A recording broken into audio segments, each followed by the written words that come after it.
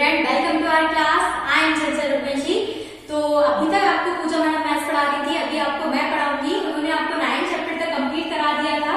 अब हम लोग 10 चैप्टर करेंगे। आपका 10 चैप्टर क्या है? Basic geometrical concept. तो इसमें हम क्या समझेंगे? ज्योमेट्रिकल कंसेप्ट को समझेंगे।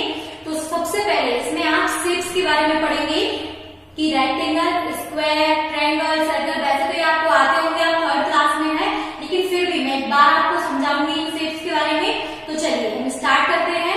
Plane shapes. सबसे पहले आप स्क्वायर के बारे में समझिए। स्क्वायर आप पहले भी पढ़ चुके हैं फर्स्ट क्लास में। तो स्क्वायर क्या होता है? जिसकी ऑल साइड्स क्या होती हैं? इक्वल होती है। तो आप यहाँ पर देखिए स्क्वायर बना हुआ है, इसमें कितनी साइड्स होती है? हम काउंट करते हैं 1 2 3 4। कितनी साइड्स हुई इसमें? 4 साइड्स। और इसमें वर्टेक्स कितने हुए? वर्टेक्स का मतलब क्या होता है? कोने। कोने क्या है? 1 2 3 4। तो इसमें वर्टेक्स भी कितने हुए? 4। तो स्क्वायर आपको समझ में आया क्या होता है? जिसकी ऑल साइड्स इक्वल होती हैं। Then rectangle. रेक्टेंगल क्या होता है? तो ये आपको ये शेप आपने पहले ही बनाना सीखे हैं, स्क्वायर, रेक्टेंगल, सर्कल, ट्रायंगल। तो अब आप यहाँ पर देखिए रेक्टेंगल है। ये रेक्टेंगल में क्या है? अपोजिट साइड्स इक्वल होती हैं। कैसे? ये देखिए ये दोनों साइड्स क्या है? अपोजिट साइड्स हैं और ये एक दूसरे के इक्वल है। आप देखिए इनको, ये यहाँ से यहाँ तक ये लाइन ऊपर वाली यहाँ से यहाँ तक है और इसी के बराबर ये वाली लाइन है। तो ये क्या है? अपोजिट साइड है और इक्वल है। देन ये साइड्स आप देखेंगे ये और ये, तो ये दोनों साइड्स भी क्या है? इक्वल है। तो इसमें साइड्स तो 4 ही है। कैसे? 1 2 3 4 साइड्स इसमें 4 ही है। और वर्टेक्स भी इसमें 4 है। 1 2 3 4। लेकिन सिर्फ इसके डेफिनेशन में अंतर आता है। स्क्वायर जो रहता है उसके और साइड्स इक्वल होते हैं और रेक्टेंगल के अपोजिट साइड से इक्वल होते हैं। चलिए नेक्स्ट हम पढ़ते हैं सर्कल के बारे में। तो सर्कल क्या होता है? सर्कल तो गोल होता है। तो ना तो इसमें हमारे साइड्स होते हैं और ना ही इसमें वर्टेक्स होते हैं, क्योंकि साइड्स कैसे होगा? अगर इस टाइप का कोई शेप है तो ही उसमें साइड्स हो सकती है और कोई उसमें वर्टेक्स हो सकते हैं। तो ये तो क्या है? गोल शेप है, तो ना ही इसमें साइड है और ना ही इसमें वर्टेक्स है। तो सर्कल में नो साइड नो वर्टेक्स होता है। इसके बाद आप देखिए ये क्या है? ओवल। तो ओवल में क्या होता है? इसमें कहीं भी आपको साइड्स दिख रही है क्या? इसमें केवल एक ही साइड होती है, जो एक साइड से पूरा ये इस तरीके से बना हुआ होता है। इसमें केवल एक साइड होती है और वर्टेक्स इसमें नहीं होते, मतलब कोने। आपने समझ लिए हैं। अब हम एक्सरसाइज नंबर 1 को करते हैं। रेक्टेंगल।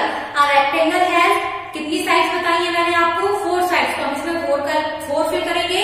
रेक्टेंगल है 4 वर्टिसेस, तो हम इसमें 4 वर्टिसेस फिल करेंगे। Then the blank sides of a rectangle are, मैंने क्या बताया था? रेक्टेंगल में अपोजिट साइड से इक्वल होती हैं, तो हम इसमें अपोजिट फिल करेंगे। Then B triangle. तो इसके बारे में हम पढ़ते हैं। अ ट्रायंगल है कितनी साइड्स होती है ट्रायंगल में? 3, तो हम इसमें 3 फिल करेंगे। देन अ ट्रायंगल है 3 वर्टिसेस। ट्रायंगल में कितनी वर्टिसेस होते हैं? 3, तो हम इसमें 3 फिल करेंगे। सेकेंड, उसके बाद आप सी देखिए, स्क्वायर दिया हुआ है। स्क्वायर में आप देखिए स्क्वायर है 4 sides 4 vertices. All sides of a square are equal. Then fourth देखिए, a circle has no sides no vertices. Okay. इसके बाद आपको दिया हुआ है draw and colour the picture of object whose shape is rectangular, triangle, circle और square. ये आपको 4 शेप्स दिए हुए हैं। आपको क्या करना है? इनको बनाना है और इनको कलर करना है। इसके बाद देखिए third, use the dot grid to draw a plane shapes. तो इसमें आपको जो शेप्स दिए हुए हैं इसी टाइप के आपको और शेप्स बनाने हैं। तो आप इसमें क्या क्या बना सकते हैं? आप इसमें रेक्टेंगल बना सकते हैं, स्क्वायर, ओवल, कुछ भी आप इसमें शेप्स को बना सकते हैं। अब इसके बाद अब आप आइए आपकी सेकेंड एक्सरसाइज पर। तो चलिए, तो हम नेक्स्ट एक्सरसाइज को करने से पहले एक बार हम इन चारों रेफरेंसेस को समझते हैं। पॉइंट, लाइन सेगमेंट, लाइन, रे। ये चारों क्या होते हैं? देखिए पॉइंट बहुत सिंपल है। आपको यहाँ पर एक डॉट दिख रहा है, ये क्या है? एक पॉइंट है और इस पॉइंट को हम हमेशा कैपिटल लेटर से डोनेट करते हैं, कैपिटल लेटर से डिनोट करते हैं। चलिए, इसके बाद सेकेंड आपको दिया हुआ है लाइन सेगमेंट। लाइन सेगमेंट क्या होता है? लाइन सेगमेंट एक स्ट्रेट लाइन होती है जिसमें एक स्टार्टिंग पॉइंट होता है और एक एंड पॉइंट होता है। मतलब कि ये इसका स्टार्टिंग पॉइंट है, ये यहाँ से ये लाइन बनना शुरू होगी और ये कहाँ तक बनेगी? जहां तक इसका एंड पॉइंट है। इसके बाद ना ही ये लाइन आगे होगी ना ही पीछे होगी। तो ये क्या होती है? लाइन सेगमेंट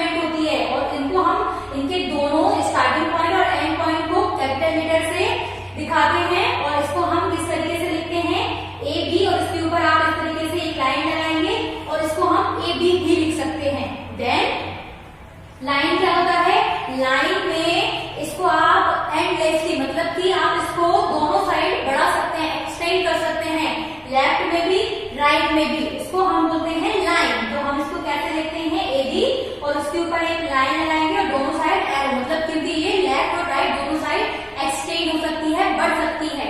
देन रे, रे में क्या होता है, एक स्टार्टिंग पॉइंट तो होता है लेकिन उसमें एंडिंग पॉइंट नहीं होता, मतलब हम उसको आगे की तरफ कितना भी एक्सटेंड कर सकते हैं लेकिन उसका स्टार्टिंग पॉइंट जरूर होता है लेकिन एंडिंग पॉइंट नहीं होता। तो इसको हम कैसे लिखेंगे, LM, एक लाइन और एरो, किस तरफ, राइट की साइड को, क्योंकि स्टार्टिंग पॉइंट लेफ्ट में है तो वो राइट की साइड को एक्सटेंड हो सकती है। आपको आया समझ में? पॉइंट क्या होता है, एक डॉट, इसको हम कैपिटल लेटर से बताते हैं। Second line segment, line segment में क्या होता है, लाइन सेगमेंट में एक स्टार्टिंग पॉइंट होता है और एक एंड पॉइंट होता है, उन दोनों को हम मैच करते हैं, स्ट्रेट लाइन होती है, वो होती है line segment. Then line, line में क्या होता है, उसमें हम लाइन को एंडलेसली क्या कर सकते हैं, एक्सटेंड कर सकते हैं, राइट में भी लेफ्ट में भी, इसको हम बढ़ा सकते हैं लाइन को दोनों साइड से। रे क्या है, रे होता है, इसमें स्टार्टिंग पॉइंट होता है लेकिन एंड पॉइंट नहीं होता है, क्योंकि हम इसको क्या कर सकते हैं, एक्सटेंड कर सकते हैं राइट साइड को। चलिए अब हम इसके एक्सरसाइज को करते हैं। तो इसमें एक्सरसाइज आपको दी हुई है, फर्स्ट पॉइंट दिया हुआ है x, तो ये क्या है, पॉइंट है, इसको आपको पहले से दिया हुआ है। सेकंड आपको दिया हुआ है MN, तो आप देखिए इसमें जो डॉट्स है वो कहाँ है, बीच में है, और मैंने आपको क्या बताया है, बीच में ये लाइन होती है जो दोनों तरफ को बढ़ सकती है, तो इसको हम लिखेंगे लाइन MN। देन आपको S और T दिया हुआ है, इनके बिल्कुल लास्ट में पॉइंट है, मतलब इनका एंड और स्टार्टिंग पॉइंट है, तो ये क्या होगा, लाइन सेगमेंट ST। देन आप देखिए AB, तो AB में क्या है, एक स्टार्टिंग पॉइंट है लेकिन ये लेफ्ट साइड को क्या कर रही है, बढ़ रही है लाइन, तो इसको हम वहां बढ़ा सकते हैं लेफ्ट साइड को, तो ये क्या होगी, रे AB। देन DE, तो ये भी क्या हुई, लाइन DE। LM, ये क्या हुई, रे, क्योंकि इसको हम राइट साइड को बढ़ा सकते हैं। देन इसमें A और B दिया हुआ है, इनमें एंड पॉइंट भी है, स्टार्टिंग पॉइंट भी, मतलब ये आगे नहीं बढ़ सकती, ये क्या हुई, लाइन सेगमेंट। के बाद आप देखिए third exercise, measure the length of each of the given line segment with the help of ruler. आप क्या करेंगे इसमें, तो आप क्या करेंगे, आप स्केल को ऐसे अपनी बुक पर रखेंगे, जो आपको लाइन दी हुई है ये आपको, आप देखिए यहाँ पर आपको 0 दिया हुआ है, तो आप क्या करेंगे, 0 को जो फर्स्ट पॉइंट है उसके ऊपर इस तरीके से रखेंगे और एंड पॉइंट हमारा किस पर आ रहा है, 5 पर, तो मतलब ये लाइन कितने सेंटीमीटर हुई, 5 सेंटीमीटर।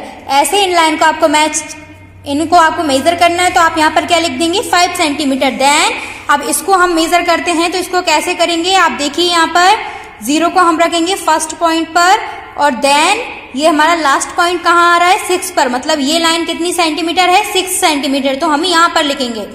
ओके, तो ये आपको समझ में आया। इसके बाद सेकंड क्वेश्चन देखिए, measure the length of each side of given figure. आपको 2 फिगर्स दिए हुए हैं, इनमें आपको हर एक साइड की लेंथ को स्केल से मेजर करना है और लिखना है। देखिए फर्स्ट AB, तो आप स्केल को जैसे मैंने अभी आपको मेजर करना बताया वैसे ही जो आपका 0 है उसको A पर रखेंगे और आप B तक देखिए कितना आएगा, 5 सेंटीमीटर, तो आप इसमें 5 सेंटीमीटर फिल करेंगे।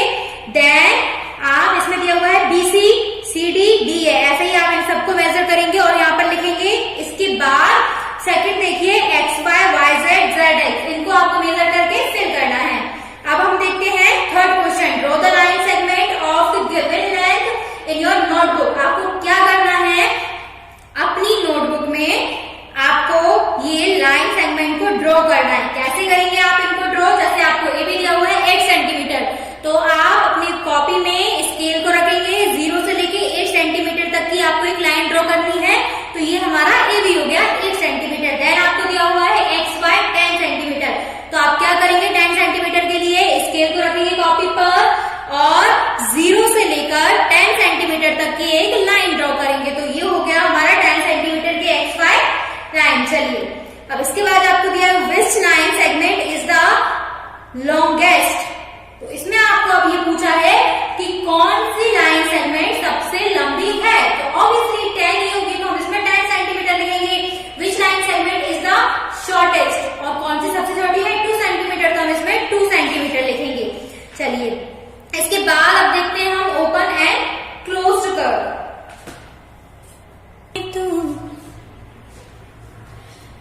चलिए अब हम क्या देखेंगे, ओपन फिगर और क्लोज्ड फिगर। तो ओपन और क्लोज का मतलब तो आपको मालूम ही होगा, ओपन का मतलब खुला हुआ, क्लोज का मतलब बंद। तो अब आप यहाँ पर देखिए ओपन फिगर, ओपन फिगर मतलब ये खुले हुए फिगर्स होंगे। तो देखिए ये क्या है, ये कर्व है लेकिन आधा बना हुआ, मतलब ये खुला हुआ कर्व है। तो ये क्या हुआ, ओपन फिगर। देन ये यहाँ से ओपन है, यहाँ से, ये सारे क्या है, ओपन फिगर्स हैं। देन क्लोज, तो ये क्लोज फिगर में क्या हुआ, ये पूरी तरह बंद होगी। देखिए ये बंद है, यहाँ पे आपको कहीं भी खुला हुआ दिख रहा है नहीं। देन ये भी, ये और ये सारे क्या है, क्लोज्ड कर्व। तो चलिए अब हम देखते हैं, आपकी बुक में दिया हुआ है राइट ओपन और close for each of the following figures. आपको लिखना है इसमें क्लोज्ड फिगर के लिए क्लोज, ओपन के लिए ओपन। तो फर्स्ट में आप क्लोज लिखेंगे, सेकंड में ओपन, थर्ड में क्लोज, फोर्थ में ओपन। ऐसे आपको ये फिल करना है। आप अपनी स्क्रीन पर देखिए और अपनी बुक को फिल करिए। चलिए अब आपके एक्सरसाइज नंबर 5 में जो क्वेश्चंस दिए हुए हैं वो मैं आपको समझाती हूँ। देखिए फर्स्ट क्वेश्चन आपको दिया हुआ है, draw a square of side 6 centimetre on a square paper, draw the two diagonals are the equal. आपको क्या करना है, एक स्क्वायर बनाना है जिसकी ऑल साइड्स कितनी होगी, 6 सेंटीमीटर। मान लीजिए ये क्या है, हमने एक साइड बनाई, ये 6 सेंटीमीटर है। देन फिर हमने एक साइड बनाई, ये भी 6 सेंटीमीटर होगी, ये भी 6 सेंटीमीटर होगी।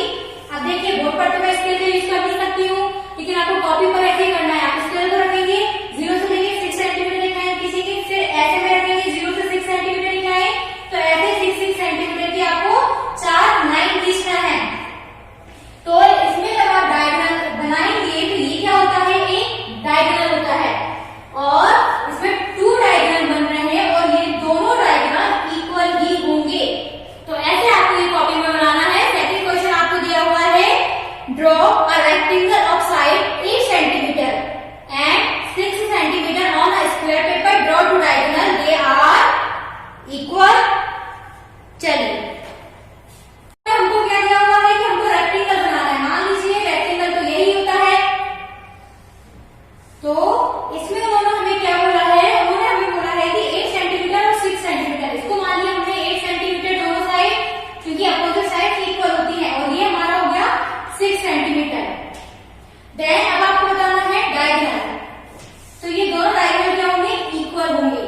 तो ये आपको कॉपी में बनाना है। अब आप देखिए मोर अबाउट सॉलिड शेप्स, तो इनके बारे में आपको क्यूबॉइड, क्यूब, स्फीयर, कोन और सिलेंडर, इनके बारे में आपको पढ़ना है। तो इस एक्सरसाइज को करने से पहले एक बार आप इसको समझिए कि क्या होते हैं, इसके बाद हम एक्सरसाइज करेंगे। यहाँ पर क्या देखेंगे, क्यूबॉइड और क्यूब, इन दोनों के बारे में हम यहाँ पर पढ़ेंगे आप कि ये शेप क्या होते हैं। देखिए क्यूबॉइड क्या होता है, एक शेप है, इसमें वर्टेक्स, फ्लैट शेप और एजेस से मिलकर ये बना होता है। और इसमें क्या होता है, इसमें हाइट, लेंथ, ब्रेथ, ये तीनों क्या होती हैं, अलग अलग होती हैं। और क्यूब में क्या होता है, हाइट, लेंथ और ब्रेथ, ये तीनों इक्वल होती हैं। तो ये इन दोनों में अंतर होता है। क्यूबॉइड का मैं यहाँ पर आपको एक एग्जांपल देती हूँ। जैसे कि आप मेरे हाथ में एक बॉक्स देख रहे हैं, तो इस बॉक्स को आप जिस भी साइड से देखेंगे आपको इसका हर फेस रेक्टेंगल में दिखेगा। अगर इस साइड से भी आप इसको देखते हैं तो भी एक रेक्टेंगल है, इस साइड से देखेंगे तो भी एक रेक्टेंगल है, ऐसे भी देखेंगे तो भी एक रेक्टेंगल है। तो इसको हम क्या बोलते हैं, क्यूबॉइड। तो क्यूबॉइड में हर फेस, हम कोई भी फेसेस को देखेंगे तो वो हमें रेक्टेंगल ही दिखेगा। इस टाइप के जो शेप होते हैं ये क्या कहलाते हैं, रेक्टेंगल। तो आप इसको ध्यान से समझिए। आपने इधर से देखा ये रेक्टेंगल है, इसके दोनों अपोजिट साइड्स इक्वल हैं, और इस साइड से देखेंगे तो भी एक रेक्टेंगल है। कैसे, इसके अपोजिट साइड्स इक्वल है। इसके बाद अगर आप इसको ऐसे भी देखते हैं तो भी एक रेक्टेंगल है। तो आपको समझ में आया क्यूबॉइड में क्या होता है, सारे फेसेस रेक्टेंगल होते हैं। और इसके बाद हम स्क्वायर को हम समझते हैं। अब ये क्यूब, क्यूब में क्या होता है, क्यूब में आप किसी भी फेस को देखेंगे तो वो क्या होता है, स्क्वायर होता है, मतलब उसके ऑल साइड इक्वल होते हैं। तो आपको इस बॉक्स से समझिए, ये बॉक्स है मेरे हाथ में, इसमें आप ऑल साइड से देखिए, ये सारे साइड्स इसके इक्वल हैं, है ना। तो ये आप इस फेस में देखेंगे तो भी एक स्क्वायर है, अगर आप इसको यहाँ से देखते हैं तो भी एक स्क्वायर है। तो आपको समझ में आया क्यूब और क्यूबॉइड में क्या अंतर है। क्यूबॉइड में अगर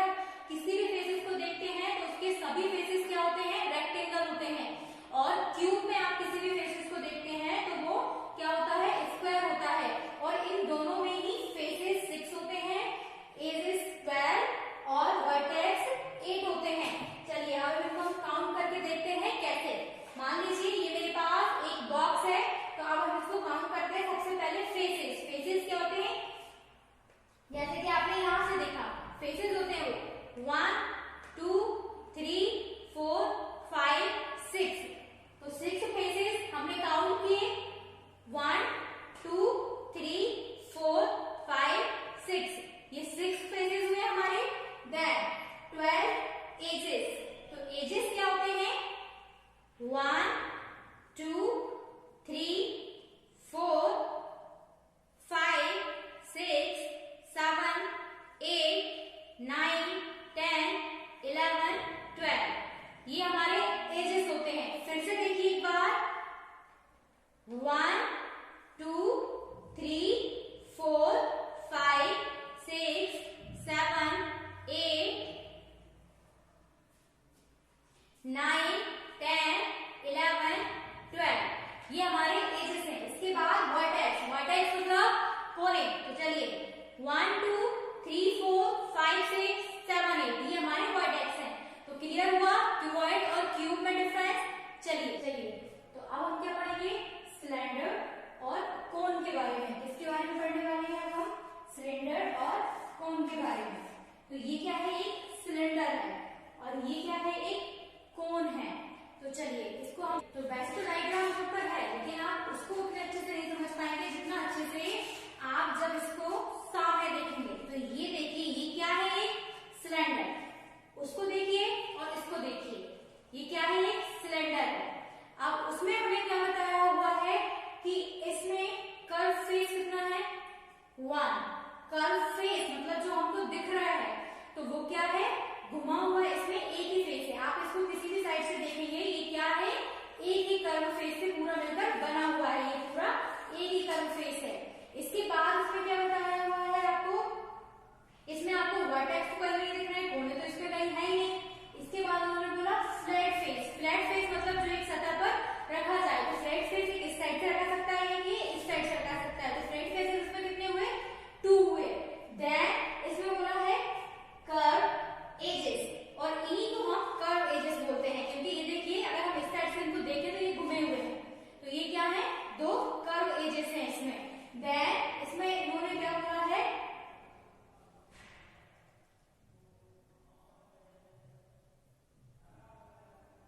चलिए अब ये हमारा क्लियर हुआ। सिलेंडर हमारा यहाँ पर क्लियर हो गया, आपको अच्छे समझ में आया। इसमें क्या है?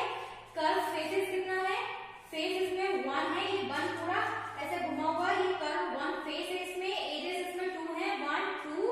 और इसके बाद फ्लैट फेस। फ्लैट फेस का मतलब क्या होता है? जैसे ये किसी तल पर रखा जाए तो फ्लैट फेस भी इसमें 2 है, इसको हम ऐसे रख सकते हैं। चलिए इसके बाद हम कोन के बारे में पढ़ते हैं। चलिए अब आप देखिए मेरे हाथ में ये क्या है? एक कोन है।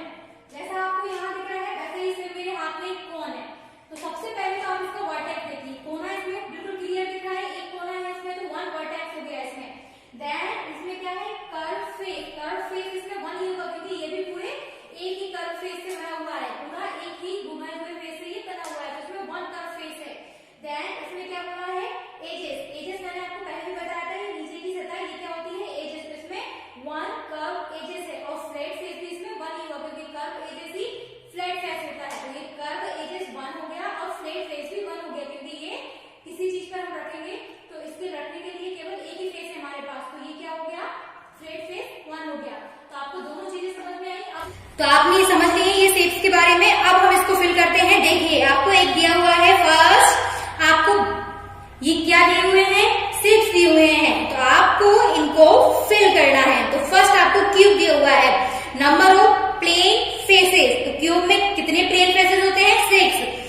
नंबर ऑफ कर्व फेसेस, इसमें कर्व फेस नहीं होता है तो हम 0 लिखेंगे। नंबर ऑफ एजेस, तो मैंने आपको एजेस काउंट करना बताया है, 12 होते हैं, हम इसमें 12 फिल करेंगे। नंबर ऑफ वर्टिसेस, तो इसमें वर्टिसेस 8 होते हैं, हम इसमें 8 फिल करेंगे। देन स्फीयर, स्फीयर में प्लेन शेप होता नहीं है तो हम 0 लिखेंगे। Number of curve face 1, number of edges 0, number of vertices 0।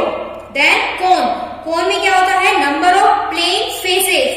Plane faces 1 होता है कोन में। नंबर ऑफ कर्व फेस 1 होता है। नंबर ऑफ एजेस 1 होता है। नंबर ऑफ वर्टिसेस भी 1 ही होता है और ये मैंने काउंट करना आपको बताया है। देन आपको दिया हुआ है एक क्यूबॉइड।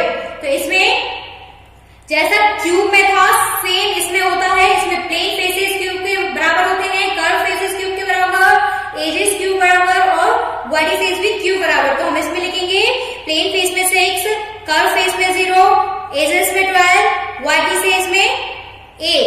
देन आपको दिया हुआ है number of plane faces number of edges 2, number of vertices 0। चलिए इसके बाद अब यहां पर आप देखिए exercise number 8, observe the following picture and write what view these are. तो आपको यहाँ पर एक पिक्चर दी हुई है किसकी, होम की, और उसके अलग अलग व्यूज को उसमें बताया है, आपको बताना है कि ये कौन सा व्यू है। तो देखिए फर्स्ट ये क्या है, उसके छत का व्यू दिया हुआ है तो हम इसमें लिखेंगे टॉप, देन एक साइड से उसका फोटो दिया हुआ है तो हम इसमें लिखेंगे साइड। इसके बाद आपको एक स्टेयर्स दी हुई है, स्टेयर्स में पहला जो आपको पिक्चर दिया हुआ वो फ्रंट है और सेकंड साइड का। इसके बाद draw the different views of the following object. आपको एक आइसक्रीम दी हुई है, मतलब वो कौन है, तो उसको आपको डिफरेंट व्यू में बताना है। तो आप कैसे बताएंगे इसको, एक बार आप इसके फ्रंट शेप को बता देंगे, फ्रंट शेप इसका कैसा होगा, इसका स्क्वायर दिखेगा सामने से, और एक बार आप इसको हॉरिजॉन्टल तरीके से बता देंगे, मतलब आड़े में इसका फोटो लेकर आप साइड से इसको बता देंगे। चलिए तो ये आपकी एक्सरसाइज यहाँ पर पूरी हुई। नेक्स्ट चैप्टर को हम नेक्स्ट वीडियो में करेंगे। Thank you.